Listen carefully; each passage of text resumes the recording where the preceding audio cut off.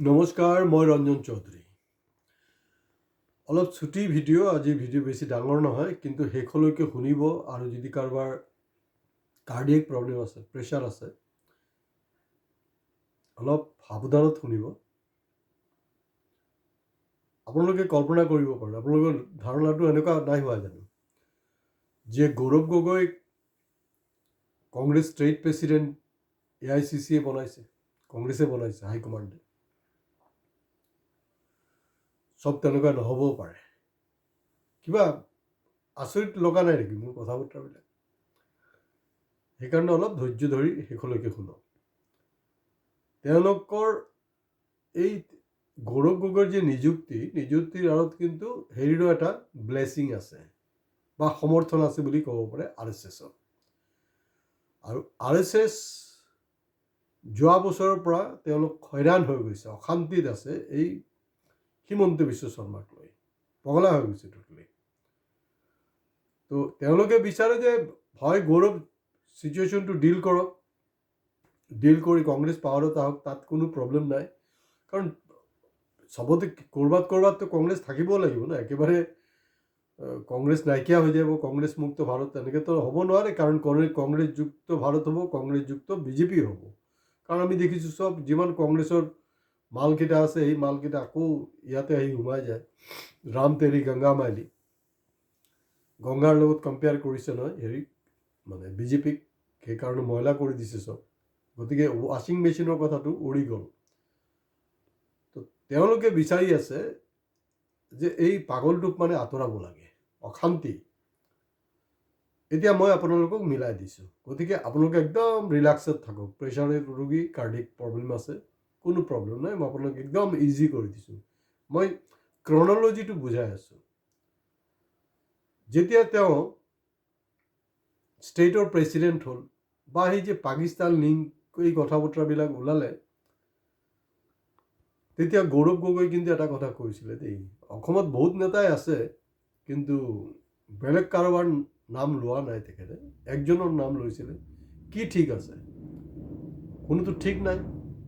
হয়তো কালি দেখিব আপোনালোকে দিলীপ শইকীয়া হেৰি হৈ গ'ল, মুখ্যমন্ত্ৰী হৈ যাব, তেওঁক আঁতৰাই দিব পাৰে। কথাটো নিশ্চয় মনত আছে, ইয়াক গৌৰৱ গগৈ কিন্তু কৈছিলে। আপোনালোকে হয়তো বহুতে পাহৰি গৈছে, সেইকাৰণে মই আকৌ ৰিমাইণ্ড কৰিছোঁ চিটুৱেশ্যনটো। গতিকে কালি যেতিয়া মুখ্যমন্ত্ৰী হ'ব, এই অমিত শ্বাহ যে আহি কৈছে নহয় যে পাৱাৰত আহিলে নেক্সট হেৰি হ'ব বুলি, এইটো ফুচলাইছে আৰু বাচ্চাবিলাকক যেনেকৈ ফুচলাই থাকে তেনেকুৱাকৈ কাৰবাৰটো কৰিছে। এতিয়া আটাইতকৈ ডাঙৰ প্ৰশ্নটো হ'ল যে মামাবিহীন কওক বা হিমন্ত বিশ্ব শৰ্মাবিহীন অসমৰ ৰাজনীতিটো কি হ'ব? কাৰণ সেই পাগলামীবিলাক নাপাব।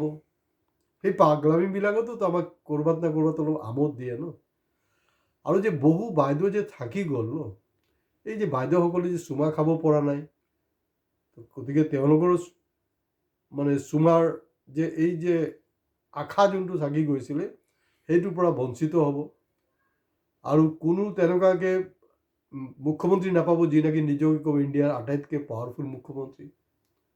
গতিকে 2026 ইলেকশ্যন আৰু 4 মে'ৰ পিছত ঘটনাবিলাক কিন্তু বহুত কিবা কিবি হ'ব পাৰে। মানে একদম টোটাল ছাছপেন্স হৈ আছে। এতিয়া বহুতে ভাবি আছে যে নাই এইটো সৰ্বানন্দ সোণোৱালক আকৌ আনিব নেকি? জৰুৰী নহয়, দিলীপ শইকীয়া। কাৰণ মই ইয়াৰ আগতো আপোনালোকক মেনশ্যন কৰিছোঁ, ইলেকশ্যনৰ ঠিক আগমুহূৰ্তত 6 এপ্ৰিলৰ দিনাখন যোনটো বোম ব্লাষ্ট কৰালে গুৱাহাটী আৰু নিউ দিল্লীত, পৱন খেৰ, তাক কিবা কৈছে। এতিয়াতো মানে আৰু মানে RSS হেডকোৱাৰ্টাৰটো আৰু খচি আছে তাৰ ওপৰতে। কি বুলি কৈছে? এটাতো ক'লে যে কি লালন টপ, তো কপাল ভাল জেগাৰে লাওৰা গেলা কোৱা নাই। সাধাৰণতে যে আমাৰ অসমীয়া মানুহবিলাকে কৈ দিয়ে এই লাওৰা গেলা, এনেকৈ যে কোৱা নাই, বাচি গ'লোঁ। এতিয়া সেইটোতো বাৰু সেইটো এটা মই মিলালোঁ, কিন্তু এই যে লালন টপ এইটো আপোনাৰ লাওৰা গেলাটো বাচি গ'ল। এইফালে আৰু এটা আহি গ'লে পেলুংগা, তো পেলুংগাৰ শব্দ কিন্তু মই এতিয়ালৈকে আপোনালোকে নিশ্চয় পোৱা নাই।